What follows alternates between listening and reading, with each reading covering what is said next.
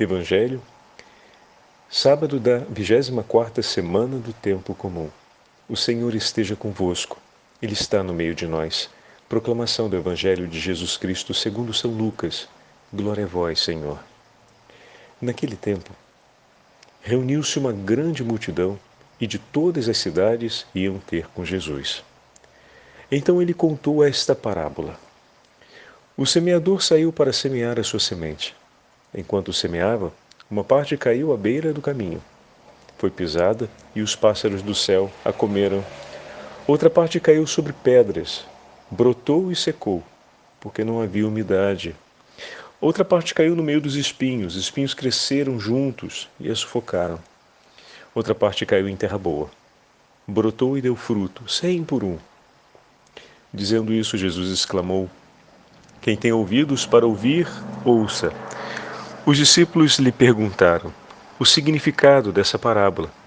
E Jesus respondeu: A vós foi dado conhecer os mistérios do reino de Deus, mas aos outros só por meio de parábolas, para que olhando não veem e ouvindo não compreendam. A parábola quer dizer o seguinte: a semente é a palavra de Deus. Os que estão à beira do caminho são aqueles que ouviram, mas depois vem o diabo e tira a palavra do coração deles, para que não acreditem e não se salvem. Os que estão sobre a pedra são aqueles que, ouvindo, acolhem a palavra com alegria, mas eles não têm raízes. Por um momento acreditam, mas na hora da tentação voltam atrás. Aquilo que caiu entre os espinhos são os que ouvem, mas com o passar do tempo são sufocados pelas preocupações, pela riqueza e pelos prazeres da vida, e não chegam a amadurecer. E o que cai em terra boa são aqueles que, ouvindo com um coração bom e generoso, conservam a palavra e dão fruto na perseverança. Palavra da salvação. Glória a vós, Senhor. Sábado da 24ª semana do Tempo Comum, em nome do Pai, do Filho e do Espírito Santo. Amém.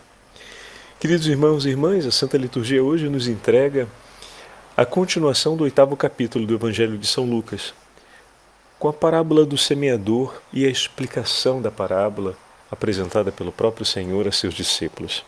Também no dia de hoje, a Santa Liturgia nos dá a possibilidade de recordarmos duas grandes memórias. A primeira, do bispo e doutor da Igreja, jesuíta, São Roberto Bellarmino, e da abadesa e doutora da Igreja, Santa Hildegarda de Bingen. Dois grandes nomes da história da Igreja que hoje aparecem com sua celebração litúrgica no dia 17 de setembro. E o que tem de particular sobre esses dois santos e a palavra de Deus no dia de hoje, Padre? O fato de que ambos chegaram à maturidade. Se repararmos com atenção o 14º versículo, nós vamos ouvir o Senhor dizer: Aqueles que caíram no espinho são os que ouviram, mas caminharam sob o peso dos cuidados, da riqueza, dos afazeres da vida e ficaram sufocados e não chegaram à maturidade. A maturidade a que se refere o Senhor, na explicação da parábola, diz respeito ao grão que tem o seu ponto de maturidade quando gera os frutos, quando forma a espiga, e ali estão as sementes do novo trigo, que vai ser depois recolhido, o fruto, que abundantemente será recolhido, né? A imagem que o Senhor usa é de 1 para 100 no Evangelho de Lucas, fazendo referência à grande abundância dos dons espirituais que o Senhor quer gerar nos corações que são fiéis, nos corações que perseveram. O ponto-chave para a maturidade é a perseverança. Vai aparecer no 15º versículo. O que está na terra boa são os que, tendo ouvido a palavra com um coração nobre e generoso, conservaram-na e produziram fruto pela perseverança. Então, percebam, meus irmãos, existe uma responsabilidade da parte daqueles que recebem a palavra de Deus. Existe uma responsabilidade da parte de cada um dos batizados, uma responsabilidade que toca a cada um de nós, que já falamos em tantas ocasiões durante as nossas meditações. Na medida em que nos damos conta do grande tesouro que temos, nos tornamos imediatamente responsáveis por cuidar deles. Percebam o que está acontecendo, né? Nas imagens precedentes da parábola, temos os pássaros que são os usurpadores, que imediatamente pegam, que levam embora. Depois nós temos a pedra, que são aqueles que se deixam desgastar e que tudo perdem quando estão diante da tentação, que é não só uma fragilidade, a expressão da fragilidade do homem, mas é a expressão também da ação do inimigo. Mas, sobretudo, perder os dons na tentação significa a falta de zelo ou o descuido. Se a gente sabe que é fraco, a gente não se expõe a situações de risco. Primeira coisa, né? Depois, se a gente necessariamente precisa enfrentar uma situação difícil e sabe que somos frágeis, é preciso tomar os meios de precaução adequados, né? E a prudência, nessa hora, além, obviamente, da fortaleza e da coragem, tem um papel fundamental. Também, nesse caso, nós estamos falando a respeito do cuidado, da responsabilidade com aquilo que se recebeu, né? Então, se as sementes foram levadas pelos pássaros, existem aqueles que se mobilizam para impedir a geração dos frutos. Aqueles que se mobilizam para impedir que a palavra de Deus, tesouro de eternidade, permaneça conosco. São usurpadores, rapinadores. E é preciso que tenhamos essa clara consciência, o que significa dizer que precisamos, como proprietários desse tesouro reconhecido, termos muita atenção contra os rapinadores, contra os usurpadores, os ladrões que vão vir para tirá-lo de nós, que nesse caso são as forças infernais. Mas, ao mesmo tempo, precisamos olhar para a nossa fragilidade como tal. Somos homens que trazemos conosco inúmeras vulnerabilidades, insuficiências, trazemos conosco ainda feridas e disposições para voltar a caminhar fora da graça de Deus, ou seja, voltar a levar uma vida de descuido em relação a esses dons. Se esses dons são tão fortes e significativos a ponto de orientar toda a nossa vida, viver uma vida em dissonância com eles significa deixá-los novamente a serem predados, ou seja, deixá-los novamente expostos a serem roubados, a serem perdidos. Vocês se recordam quando falávamos ontem a respeito das mulheres, que o Evangelho coloca para nós que elas acompanhavam Jesus e dispunham em favor de Jesus e dos discípulos todos os dons que tinham. E recordávamos isso, os dons aqui não é só o dinheiro, não são só as propriedades financeiras, mas elas, seguindo Jesus, colocavam à disposição a vida, a própria saúde, o tempo, a força, os afazeres pessoais, porque você vai agora começar a se ocupar materialmente de coisas que não eram a sua ocupação de antes. O que significa dizer que terem sido alcançadas pela graça, terem sido alcançadas pela obra messiânica de Jesus, mudou de tal forma a vida delas, ou seja, isso era um tesouro tão evidente e tão fortemente reconhecido em suas vidas que daquele momento em diante elas viveram e colocaram tudo de si e tudo aquilo que receberam de Deus em favor da missão de Jesus, em favor da vida do Senhor. Uniram-se a Ele de uma maneira completa, ou seja, não houve mais um espaço na vida delas que não fosse espaço de Cristo, por Cristo e com Cristo. Isso é fortíssimo, né?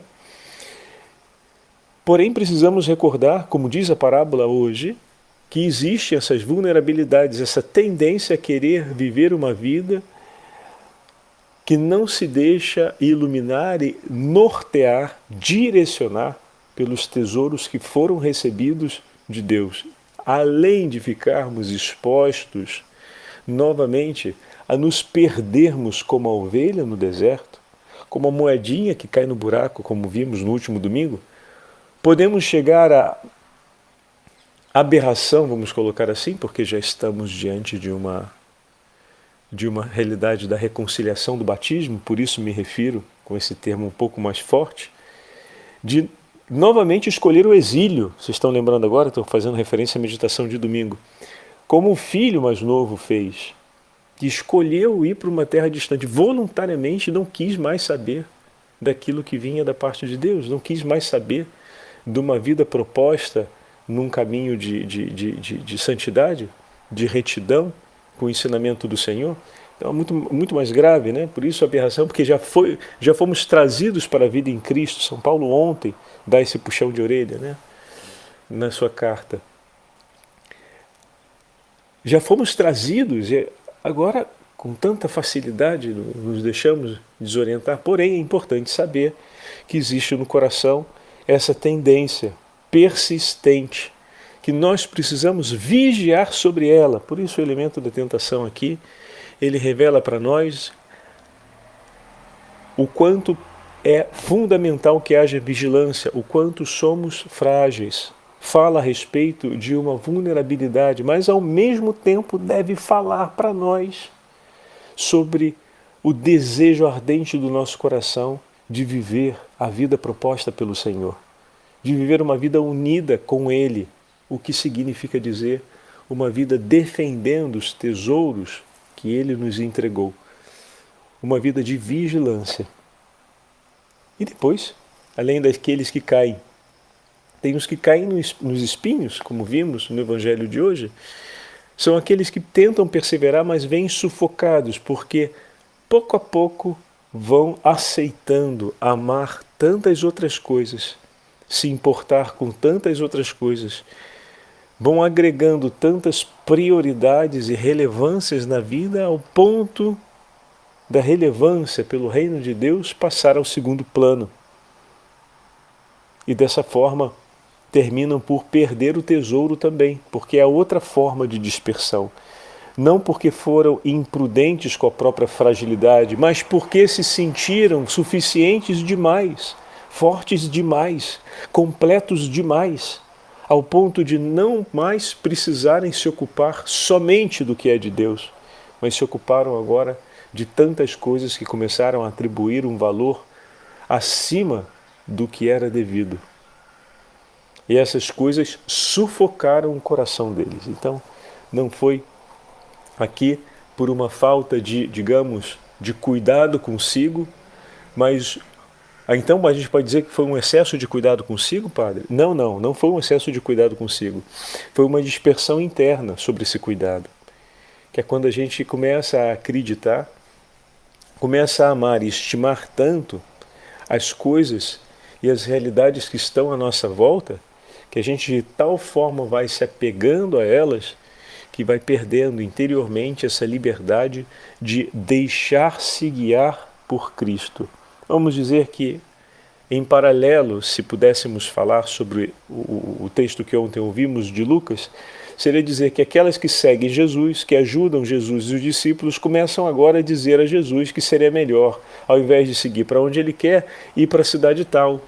Porque ali tem aquelas suas amigas que ela conhece, que seria muito bom que elas ouvissem, porque ali tem muito mais gente do que na outra cidade onde Jesus quer ir, e que ali seria importante que ele passasse pelo valor que aquela cidade tem, e que começasse de uma certa forma, por amor àquelas pessoas, por estima e preocupação e zelo pelo anúncio do Evangelho, por tantas outras realidades, começaria a não mais ouvir o Senhor que diz, vamos daqui para lá, mas começariam a tentar dizer, Senhor, antes de irmos para lá, não estou contra a gente ir para lá, mas acredito que seja melhor fazer isso, e por favor dediquemos um pouco de atenção. E o Senhor diz, não, vamos para lá. E aí segue com ele, mas já segue com o coração contristado. Já segue com o coração amolado.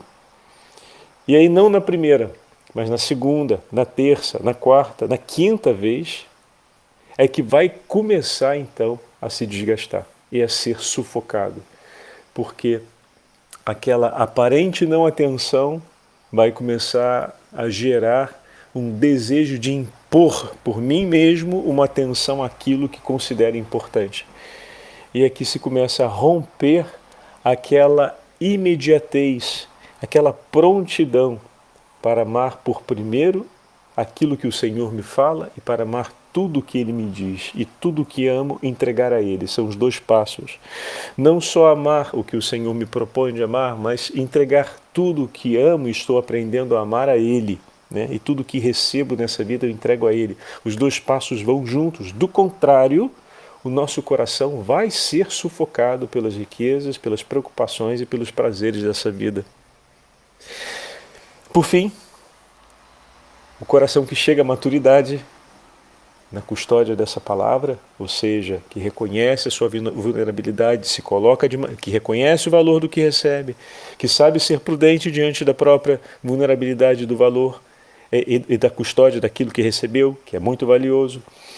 E depois que esse coração também aprendeu a não perder a prioridade, a dar sempre relevância àquilo que vem do Senhor e a tudo que ama, colocar diante do Senhor e nas mãos do Senhor, esse coração nobre e generoso, olha as palavras do 15º versículo, o que está em terra boa são os que, tendo ouvido a palavra de Deus com coração nobre e generoso, a grandeza do coração e a generosidade da entrega, então a grandeza de reconhecer sua condição, de reconhecer aquilo que tem e de saber cuidar com prudência e o justo juízo, agora também é generoso porque tudo entrega a Ele, conservarão e produzirão muitos frutos pela perseverança.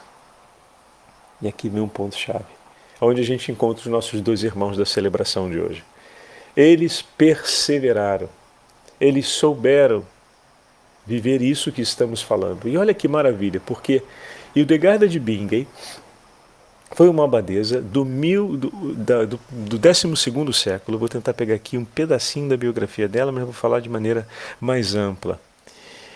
E uma mulher de extraordinária inteligência, muito bem formada, beneditina, uma abadesa beneditina, muito bem formada, teve a preparação, a erudição das letras e se ocupou de tantas coisas, meus irmãos. Poderíamos dizer que essa mulher teve a chance de ter tantos amores em sua vida, porque desde os escritos teológicos até as composições poéticas, a dramaturgia, ela compôs obras de teatro, ela foi uma escritora de tantas obras belíssimas a respeito não apenas da teologia, mas a respeito da vida espiritual, da vida mística.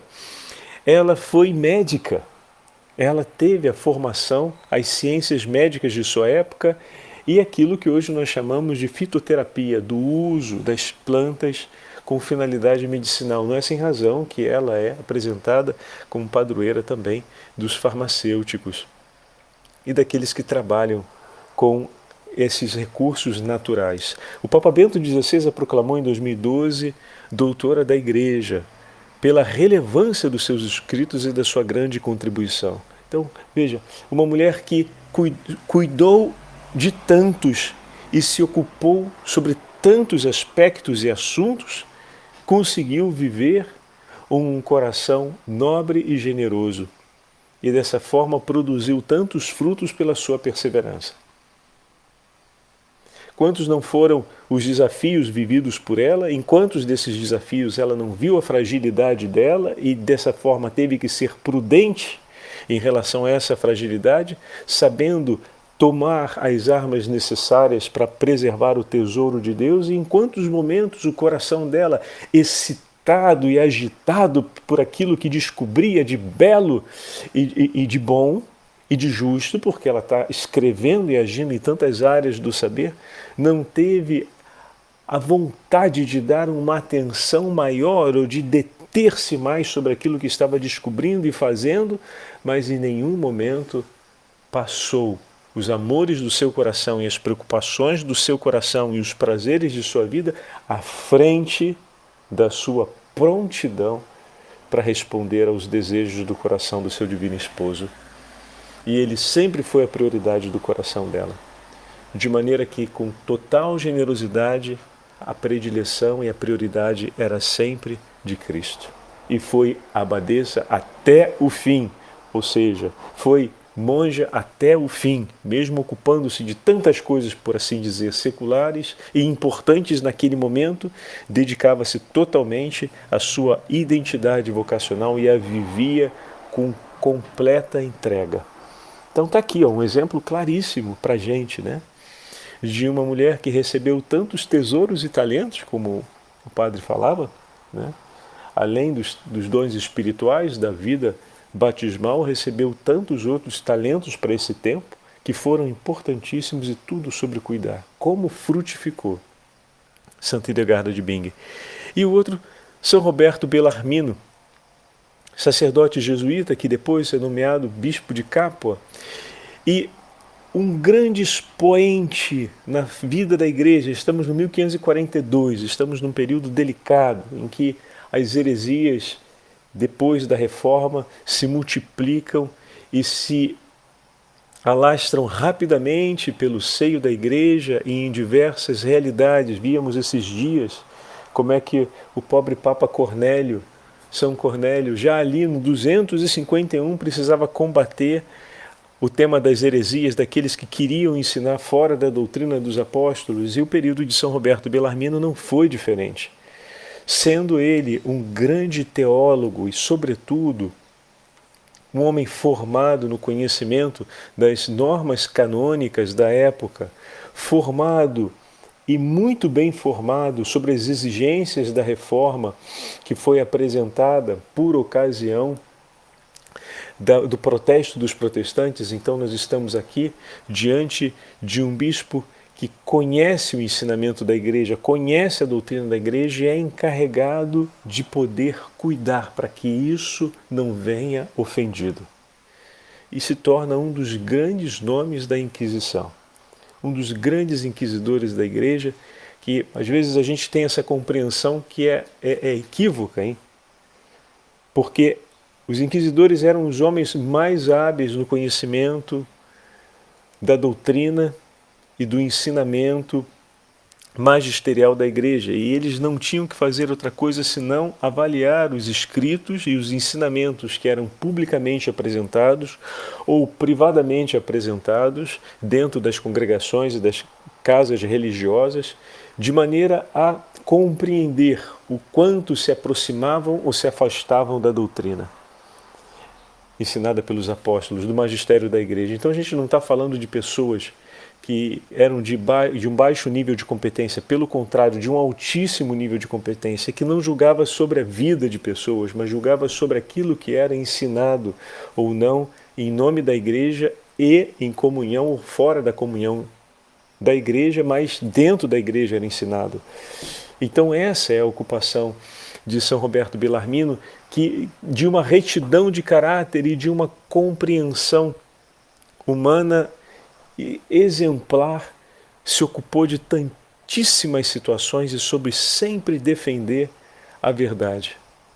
De maneira que a sua ação significou para nós a preservação da doutrina cristã até os nossos tempos. Em um tempo difícil, de tanta perseguição ao ensinamento da igreja, ao ensinamento do magistério da igreja, ao ensinamento da fé apostólica, São Roberto Bellarmino se manteve ali, num testemunho de alguém que orienta os homens a retornar à via da prudência, que se coloca como baluarte de Deus para ajudar aqueles que estão precipitando a saírem da tentação e aqueles que estão se dispersando a voltarem à generosidade de coração.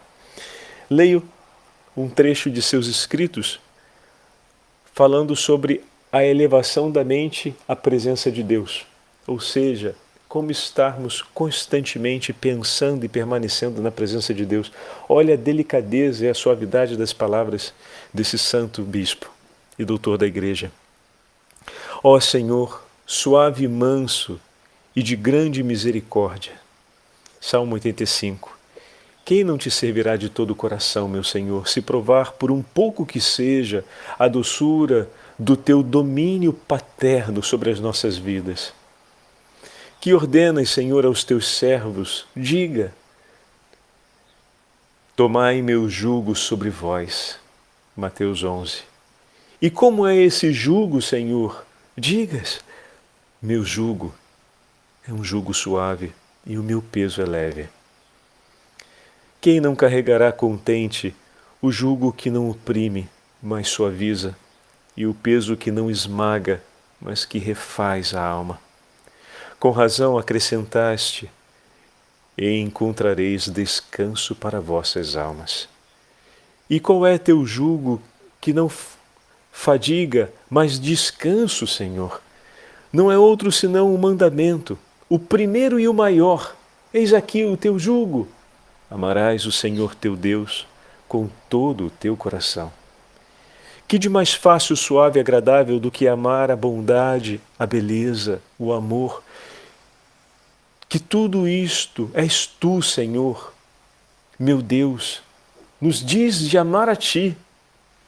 Porventura também prometes aos que guardam os mandamentos um prêmio, coisas mais desejáveis que ouro em abundância e mais doces que o favo de mel? Sim, um prêmio, e prêmio imenso, prometes. Nas palavras do teu apóstolo Tiago, quando escreve: o Senhor preparou a coroa da vida para aqueles que o amam. E que é a coroa da vida, irmãos? É o maior bem que nem podemos imaginar ou desejar. Com efeito, assim fala São Paulo, citando o profeta Isaías, sobre esse bem, sobre a coroa da vida. Os olhos não viram, os ouvidos não ouviram, nem subiu ao coração do homem o que Deus preparou para aqueles que amam. Verdadeiramente é a grande recompensa em guardar teus mandamentos, meu Senhor. E não apenas o primeiro e máximo mandamento: amarás o Senhor teu Deus sobre todas as coisas. É de proveito para quem obedece, e não para Deus que ordena. Mas também todos os demais mandamentos de Deus aperfeiçoam, ornam, instruem, ilustram aquele que obedece e por fim o tornam bom e feliz na companhia de Deus. Se és sensato em entender que fostes criado para a glória de Deus e tua salvação eterna. É este o teu fim, caríssimo irmão, este o centro de tua alma, este é o tesouro do teu coração. Se chegares a este fim, serás feliz. Se lhe falhares, serás infeliz. Por conseguinte, tem por verdadeiro bem aquilo que te leva ao teu fim, ao fim último que o Senhor deseja em tua vida, que vivas em sua palavra. E tenhas por mal o que te separa disto e que te leva para longe dessa escolha. Prosperidade e adversidade, riqueza e indigência, saúde e doença, honras e vexames, vida e morte, nenhuma delas o sábio procura por si mesma, nem delas foge quando vem gratuitamente.